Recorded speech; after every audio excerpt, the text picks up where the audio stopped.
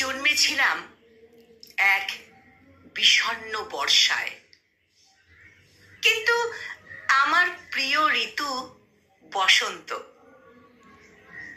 আমি জন্মেছিলাম এক আষাঢ় সকালে, কিন্তু ভালোবাসি চৈত্রের বিকেল। আমি জন্মেছিলাম দিনের শুরুতে, কিন্তু ভালোবাসি নিঃশব্দ নিঃশব্দ নির্জন নিশি।